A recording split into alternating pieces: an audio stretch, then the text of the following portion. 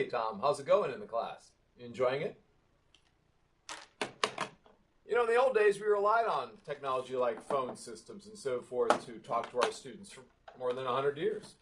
In the 1980s, we got excited about things like floppy disks as a way to share resources with our students, right? And then later on, of course, we got into the zip disks. Got even more excited how much stuff we could store on that. But today, no, we've got cameras. We've got cameras that we can put on our laptop computers. And we can do webinars and webcasts with them. And you just put that right on top there, put our little headsets on, and off we go. And we can have a little class going, a little session with our students. It's really amazing what's possible today in terms of communication with our students, how technologies have evolved, and how seamlessly we can interact with our students today. This session is, in fact, on using your laptop, your desktop, or other technologies to create a webinar or a webcast with your students. The rationale is the students want to have some kind of synchronous experience with you. They want a sense that you care as an instructor, that you're there for them, you're present, and you'll give some feedback to them. That's the rationale here. And it makes a lot of sense, right? If you're taking a class as a first-time online learner, you want to know that the instructor's there that's going to look out for you, no matter what the technologies they're using. You've got many out there to choose from for web conferencing: Centra, Adobe Connect Pro, DimDim, Illuminate, you name it. You've got all sorts of course casting equipment out there: MediaSite Live from Sonic Foundry in Madison, Wisconsin, Livestream, Tegrity, all sorts of technologies. I mean, even the Dalai Lama's doing live stream. The Dalai Lama's twittering as well. You've got Tegrity. Many universities across the United States and other countries are using Tegrity to stream up engineering classes like the University of Central Florida does. MediaSite Live, here's a web shot of their website. Echo 360 for lecture capture. So many of these tools out there today to choose from. This is not the technology problem, it's a use issue today. We have even open source video platforms from Kaltura. If you do web conferencing, you might get involved in using tools like polling, surveying, live video, screen sharing, voice over the internet, whiteboards, chats. There's all sorts of tools embedded in these web technologies, in these web conferencing, like Illuminate, Adobe Connect Pro, which is what we use at Indiana University currently. You can check on student progress with them. See if they've, see if they're learning see what they're not learning. Check on current topics or add current topics into your class through a quick synchronous session. A little variety and novelty never hurt anyone. It allows you to go across the globe to your students and be there for them. But have a ritual, have an assistant, have someone there to help you out within that class. That will get that sense of caring again. So there's a checking on students. This is a pro here. Interactivity is a pro. Immediacy, connectivity, multiple perspectives. These are all pros. Cons are that you might not have eye contact with your students. There might be a time zone delay, or they might be at different time zones around the world. But I find that when I combine a synchronous event, a live session with my students, and an async, it goes wonderfully well. If I bring in an author after we discuss them, for instance, maybe we read a book chapter, we bring in the chapter author, whether they're coming from another country or the beach or wherever in the world. Bring in those conference keynotes, invited speakers free to your classes. Have a webinar on different topics each week where you bring someone in. This will get students really excited about your content because it's not just the book, it's not just you. There are other experts you're bringing in from around the world. You might bring in, as shown here, the authors of books, or the conference keynotes from the Philippines or from Australia, or wherever the conference is being held that your students couldn't necessarily get to. Or maybe there's a streamed up talk from the Library of Congress your students might access. So it might be an archived event that you might bring into your class that's already been saved.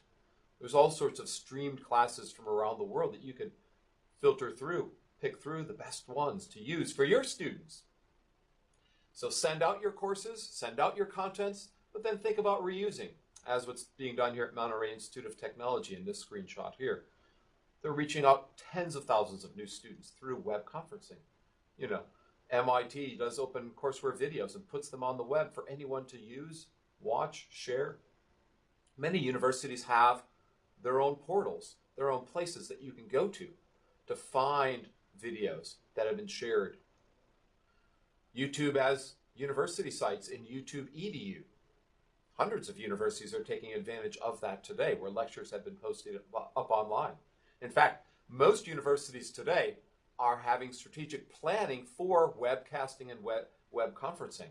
This has exploded so much that universities are now planning for it strategically, thinking about where they should go next with course casting equipment, with training of instructors on how to use it.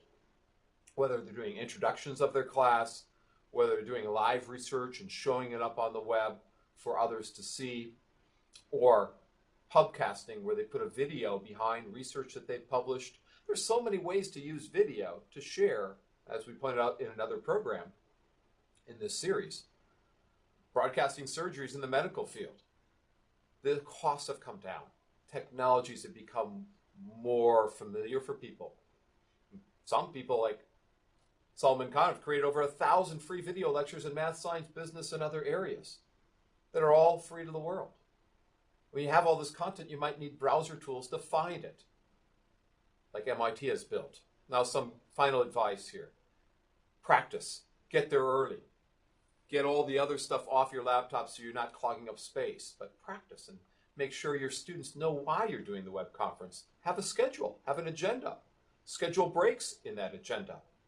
Avoid talking for more than 15, 20 minutes without a survey question or a polling question embedded in. And if students miss the class, you might archive it for them so they can come back and watch it later. Review the content at the end. Summarize what it is that you went through. You might have a synchronous session and then an asynchronous discussion after it for students to reflect on all the content that you just went through. And before you even get started, you might put up police tape with a do not disturb sign on your door so someone doesn't randomly open the door up while you're presenting. Yellow police tape you might be able to find from trainerswarehouse.com and other places. Set a time for this event. Maybe rotate the time for different start times every week for people around the world. Or vote on times, having students decide on what time fits best for them and for you to think about what time fits best in your schedule with your students for this semester, for this class. Have an agenda. Don't just go haphazardly into this synchronous session, but plan it out with guidelines on how students should approach this synchronous session.